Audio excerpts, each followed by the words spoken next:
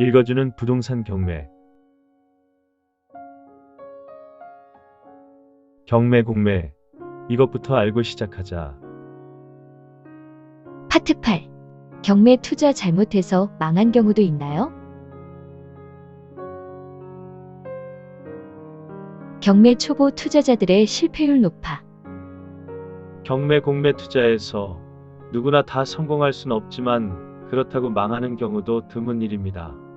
경매 공매는 시세보다 최소 10%에서 최대 40%까지 싸게 살 수 있는 공개 투자의 수단입니다. 기본적으로 시세보다 싸게 장만하는 방법이기 때문에 투자에서 망하는 일은 흔치 않습니다. 다만 초보 경매 투자자들의 실패율이 높습니다.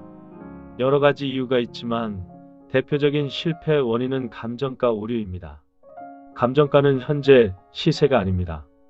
그런데 경매 초보자들은 감정가를 시세라 보고 유찰 횟수가 많으면 가격상 부동산으로 착각하여 높은 가격을 선에 낙찰받습니다. 경매로 부동산을 사는 이유는 시세보다 싸게 사기 위함인데 시세보다 높은 가격에 낙찰받거나 시세와 같은 가격에 낙찰받는다면 경매에 실패한 것과 마찬가지입니다. 경매 법정의 과열 분위기에 휩쓸려 고가 낙찰받는 경우도 상당합니다. 인터넷 입찰인 공매와 달리 현장 입찰인 경매에서 자주 벌어지는 일입니다. 자신이 쓰고자 하는 금액을 정하지 않고 경매 법정을 찾았다가 수많은 경매 참여자를 본 순간 안달이 나서 이왕 입찰했으니 무조건 낙찰받자 하는 마음으로 입찰 금액을 한껏 높여 낙찰받습니다.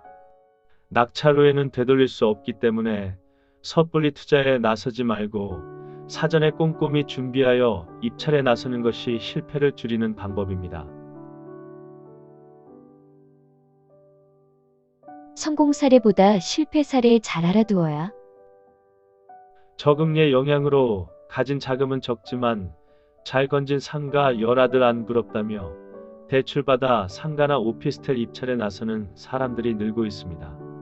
그러나 수익형 부동산은 공실 가능성도 높습니다. 싸게 낙찰받았어도 낙찰받은 물건이 몇 개월씩 비어있다면 당장 대출금을 갚아야 하는 채무자 입장으로 바뀌게 됨을 명심해야 합니다. 경매 실패 사례 중 가장 빈도수가 높은 것이 임차인과 관련된 것입니다. 임차인 권리 분석을 잘못했다가 낙찰 후 별도로 세입자 돈을 물어주는 쪽박 사례도 비일비재합니다. 경매 공매 부동산은 말소기준 등기 이전에 임차인이 대항력을 갖추면 새로운 낙찰자가 그 전세 보증금액 모두를 물어주는 것을 원칙으로 합니다.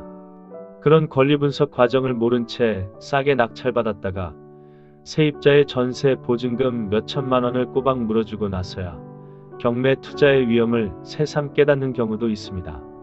배보다 배꼽이 큰 물건을 낙찰받아 애를 먹는 경우도 있습니다. 약간 복잡한 물건을 고르면 대박이 난다는 이야기를 듣고 과감하게 낙찰받았다가 유치권자와 한판 소송을 벌이기도 합니다.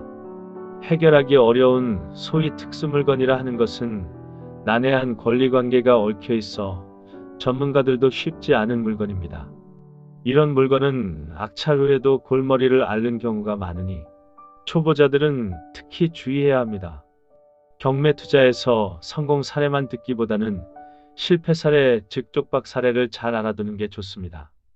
경매의 좋은 점만 기억하기보다는 실패 사례를 유심히 살펴 혹시 낙찰 후 하자를 안게 되는 건 아닌지 요모조모 알아본 후에 입찰해야겠습니다. 경매 투자에는 큰돈이 오고 가기 때문에 시간적 여유를 갖고 특히 권리 분석과 물건 분석 과정을 세심하게 거친 후 입찰을 결정해야 합니다.